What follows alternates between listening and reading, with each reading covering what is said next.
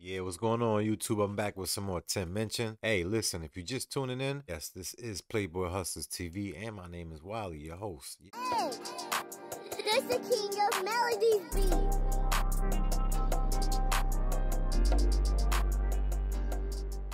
Yeah, look, check it out. I got some Tim Minchin, If I Didn't Have You. I've been getting this requested constantly. So, guess what? I got it for you, baby. Let me go ahead and press play and stop playing with y'all. Yeah, let's go.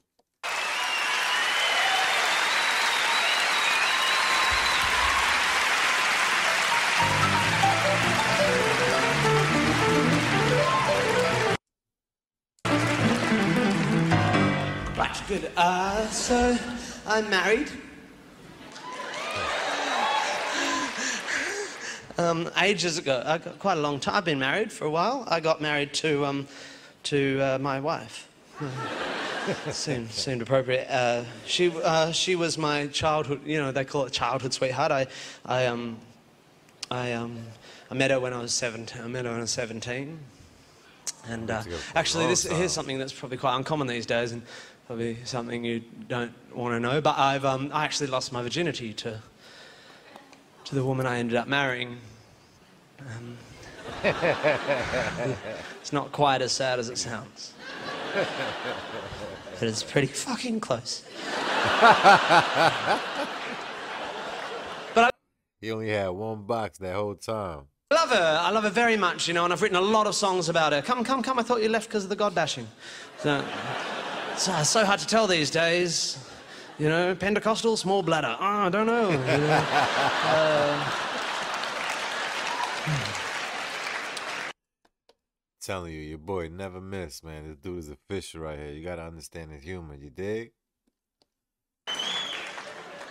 I've written a lot of songs for Sarah, for that is her name, over the years, and I always try to include one in my show just as a sort of thank you, really, because I just can't imagine my life without her, basically, and so this is for you, Sarah. It's called If I Didn't Have You. Oh, okay. It's like a little dedication to the wifey. I get it. This is gonna be emotional right here. All the girls gonna be like, oh my gosh. Tonight, well, not tonight, but I bet you after he did that, all the women were like, how come you ain't make me a song? How come you never made me a song, huh? Yeah, that's how they be sometimes. Us fellas know. But hey, what is the world without y'all, right? I can't imagine my life without her, basically, and so this is for you, Sarah. It's called If I Didn't Have You. Yeah, if I didn't have you. Yeah.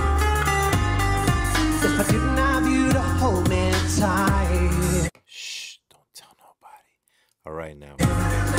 If I didn't have you to lie with at night. If I didn't have you to share my sighs and to kiss me and dry my tears when I cry you were lying. Shh, don't tell nobody. All right now. Do you think that I would have somebody else? If I didn't have you, someone else would do. Your love is one in a million. You couldn't buy it at any price. But of the 9,999,000 on the possible, statistically, some of them would be equally nice. Or maybe not as nice, but say smarter than you, or dumber but better at sport, or fucking tracing. I'm just saying, I probably have somebody else. Yes. If I didn't have you, someone else would do. Yeah, what is he doing? If I were a rich man, diddle diddle diddle diddle diddle diddle diddle dee, I guess I would be with a surgeon or a model or. I heard that. If it was a rich man. Okay, alright. A rally of the Royals or a Kennedy, or an infomaniacal exhibitionist heiress to a large chain of hotels. If I were a rich man, maybe I would fiddle diddle diddle with the rich man girls. I'm not saying that I'd not love you if I was wealthy or handsome, but realistically there's lots of fish in the sea, and if I had a different rod I would conceivably land. Hey, it's a lot of fish in the sea, and he is correct. handsome. Even though I am fiscally consistently pitiable and considerably less Brad Pitt than Brad Pitiful, am I really so poor and ugly that you think only you could possibly love me? And I probably have somebody else.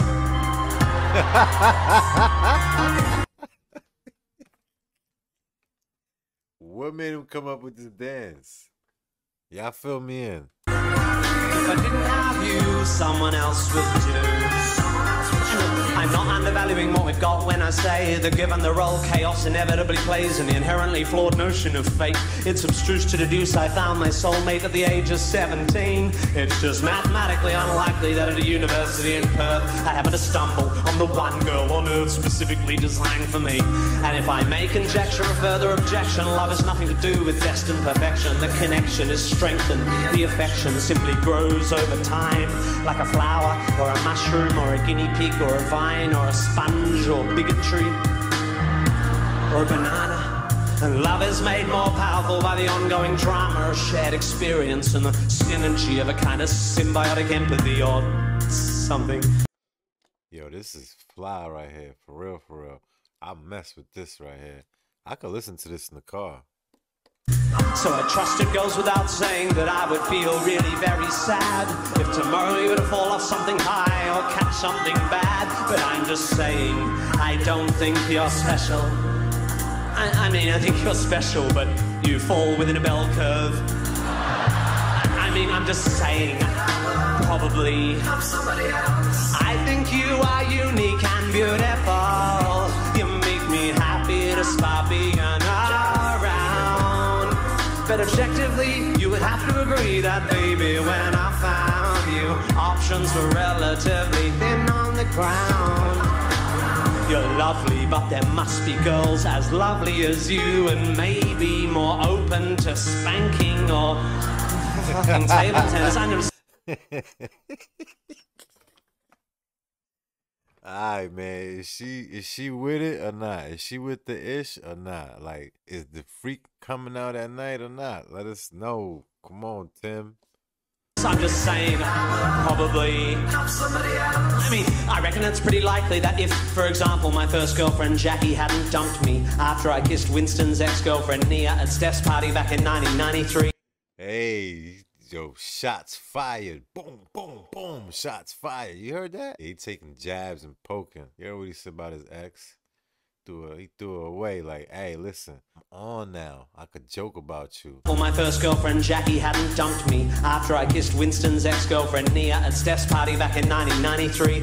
Enough variables would probably have been altered by the absence of that event to have meant the advent of a tangential narrative in which we don't meet, which is to say there exists a theoretical, hypothetical, parallel life where what is not as it is, and I'm not your husband and you are not my wife, and I am a stuntman living in LA. Married to a small blonde Portuguese skier who, when she's not training, does abstract painting, practices yoga and brews her own beer, and really likes making home movies and suffers neck down alopecia.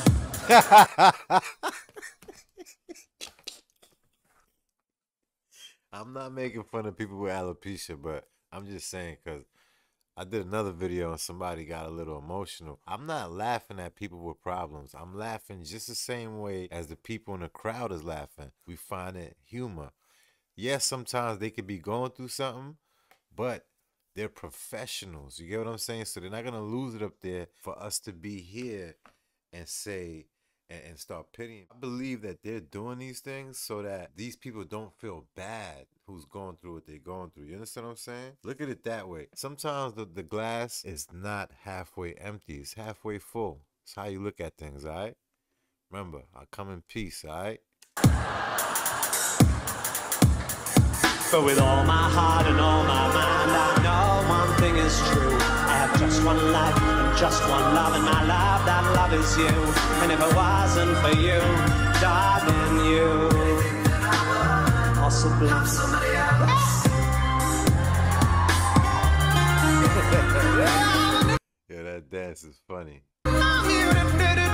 Someone else would surely do the motherfucker, yeah.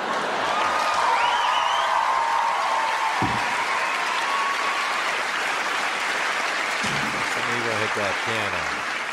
So Yeah, I wrote that song because I thought after all the nastiness, I should write something that wouldn't offend anyone, you know. But there's always one, you know. I came out of my show a couple of months ago and first started performing that song, and there was a girl, a young woman, waiting to talk to me, 19 or 20, I reckon. And at some point I said, "So, did you enjoy the show?" And she said, "Yeah, it was really good, mostly." And I went, "Okay, what didn't you like?" And she said, "It's just, I liked it all. It's just that if I didn't have you, the sexist one, you know, I just don't like that sort of sexist comedy. I just don't find it funny." I was just sitting there the whole time thinking, what it would be like, you know, being your wife, being the subject of such a sexist song. And I said, "Oh, you studying feminism at uni?"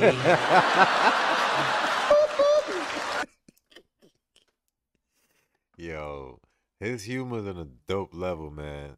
Him and Burnham. Yo, I'm glad I found these people. Cause of y'all, I found them. Y'all put me on to these comedians.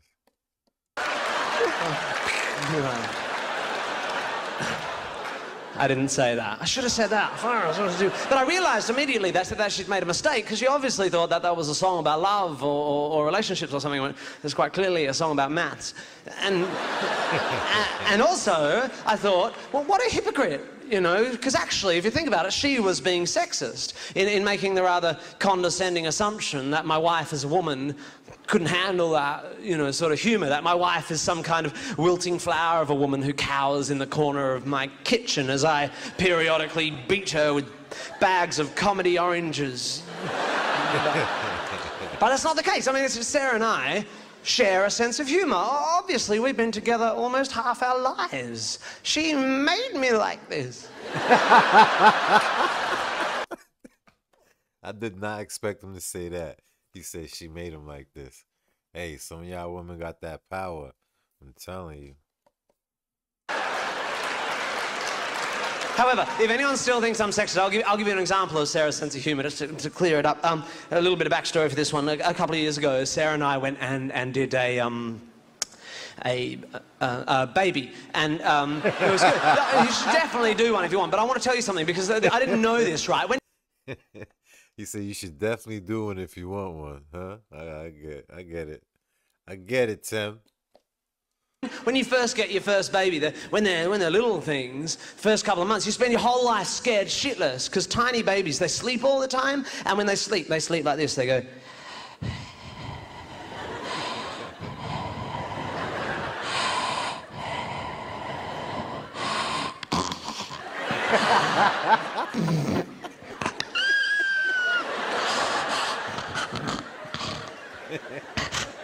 He's spot on. He's definitely spot on.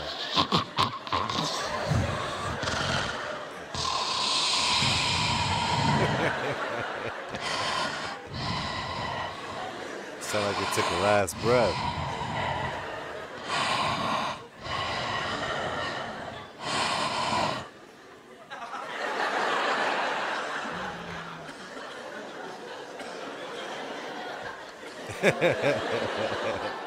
Is there another breath coming?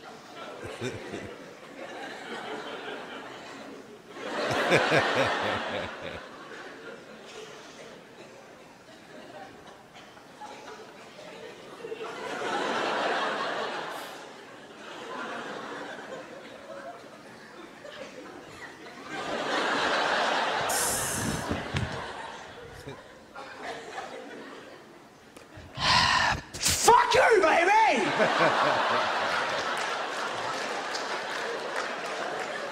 And that's how little babies are. So anyway, when my baby was about that age, sort of 2 months old, my wife and I, it was evening, it was, you know, nighttime, and we'd put her to bed in our little cot, in our little room, in our little house, in our little lives, and we were sitting there on our medium-sized sofa watching quite a big telly, and just trying to watch a movie, you know, it's evening, and just trying to relax and chill out together. And about a quarter of the way through the movie, I said to Sarah, I'm just going to pop in and check on the baby. And Sarah said, Tim, don't go and check on the baby. Just sit down and relax for once. I mean, if she's asleep, you'll just wake her up. And if she's dead, There's not much we can do about it. We might as well watch the end of the movie. You better go see if that child is okay. Get an hour and a half more happiness before our life collapses. So don't worry about my sick fucking wife.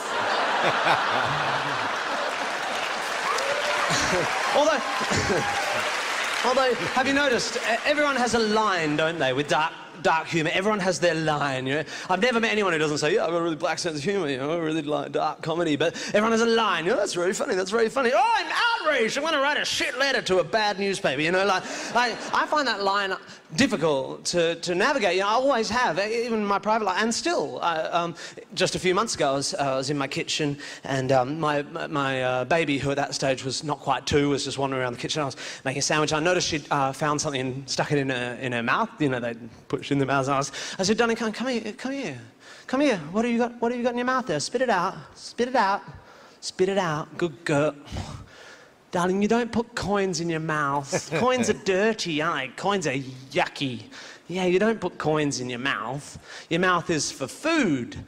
And a little later on, cock. Hey, yo. I know he's playing. I can't tell my daughter nothing like that. I'm sorry. See? I knew that was funny, right? That's funny, isn't it? Exactly, but my wife was in the kitchen. And my wife was like, Tim, for Christ's sake, you can't say that. She might like pussy.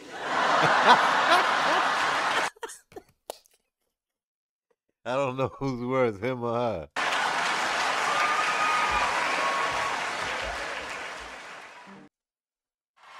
Nah, I like this one right here. I really appreciate y'all telling me to go check this one out. This was a dope request. I really like this one right here, for real, for real. He definitely did his thing. All right, now, if you like what you saw, make sure you leave a comment. Definitely subscribe if you haven't. Definitely hit that notification bell if you have not yet. And like I said, remember, I got a couple of playlists in here. Check it out. I got a playlist for George Carlin. Got a playlist for Tim Minchin. Got a playlist for, let me see who else. Jim Jeffries, Pentatonics. I'm making some more though, but check them out.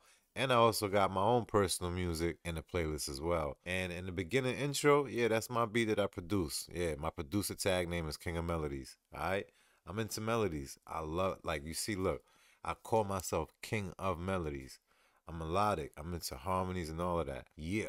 I'll see you on the next one. Love.